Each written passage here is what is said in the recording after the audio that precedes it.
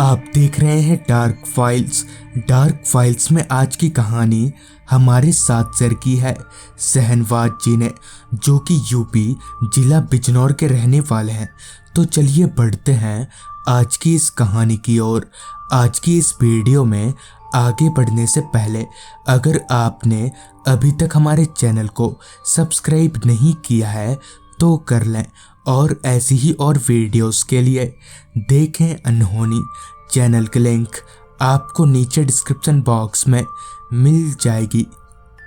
साल 2011 में घटी इस घटना में दरअसल हुआ कुछ यूं था कि उन दिनों मैं बिजनौर के ही एक सिनेमा हॉल में काम किया करता था, जिस वजह से मुझे घर लौटते लौटते रात के 12 या 1 तो बज ही जाते थे, क्योंकि सिनेमा हॉल का लास्ट शो ही 12 बजे ख़त्म होता था और सारा काम निपटाने के बाद ही हम सारे स्टाफ घर लौटते थे। ऐसे ही एक रोज़ हॉल में 9 से 12 का शो चल रहा था और मैं अपने काम में बिजी था। उस दिन मेरी तबीयत भी कुछ खास अच्छी नहीं थी, जिस वजह से मेरा काम में मन नहीं लग रहा था और मैं इसी फिराक में था कि जल्द से जल्द ये शो ख़त्म हो ताकि मैं अपने घर जा पाऊँ। कुछ देर के बाद ही शो ख़त्म हुआ और शो ख़त्म होते ही सबसे पहले मैं अपने घर को रवाना हो गया। हर रोज़ की तरह ही काफ़ी रात हो जाने के कारण रास्ते पर मेरे अलावा इंसान तो दूर कोई परिंदा तलक पर नहीं मार रहा था। ऊपर से मौसम ठंड का था और ठंड ऐसी कि पानी के गिरते कतरे भी बर्फ़ में तब्दील हो जाएं। तेज चल रही ठंडी हवाएं जब बदन से टकराती तो ऐसा लगता जैसे कोई शरीर में कांटे चुभा रहा हो। खैर, मैंने दोबारा से मफलर को कसकर बांधा और ऊपर से टोपी लगाने के बाद फिर से आगे बढ़ने लगा। हवाओं से झंझनाते पेड़ के पत्तों की मध्यम आवाज़ लगातार मेरे कानों में आए जा रही थी। ठंड के कारण मैंने अपने दोनों हाथ पैंट की जेब में डाल लिए। जेब में हाथ डालने पर पता चला कि जल्दबाजी में मैं अपना फ़ोन सिनेमा हॉल में ही भूल आया हूँ। अब मैं बड़ी परेशानी में पड़ गया था, क्योंकि अब हॉल भी बंद हो गया होगा।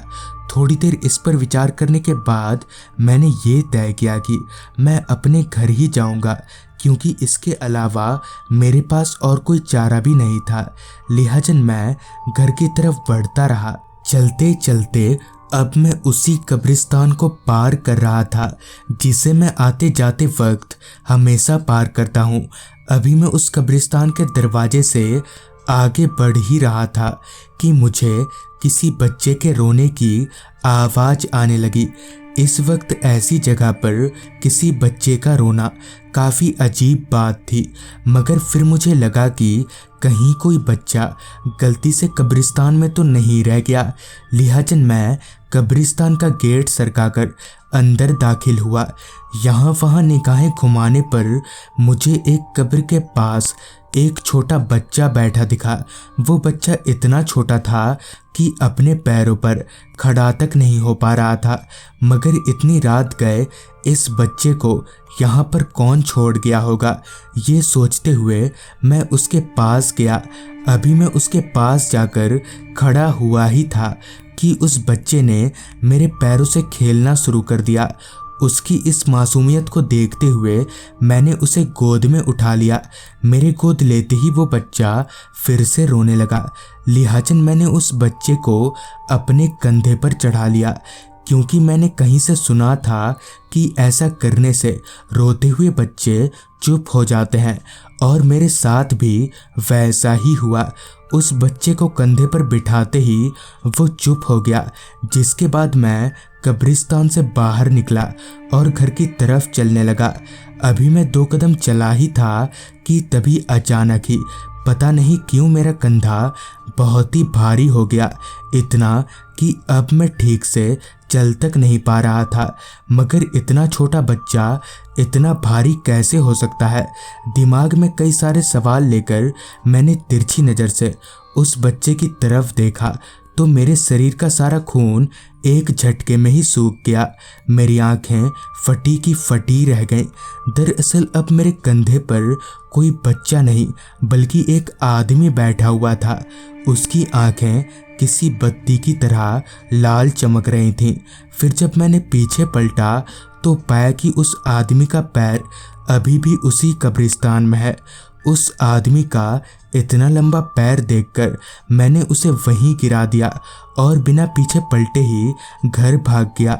मगर वो क्या था और उसने मुझे जिंदा क्यों छोड़ दिया, ये आज भी एक रहस्य है।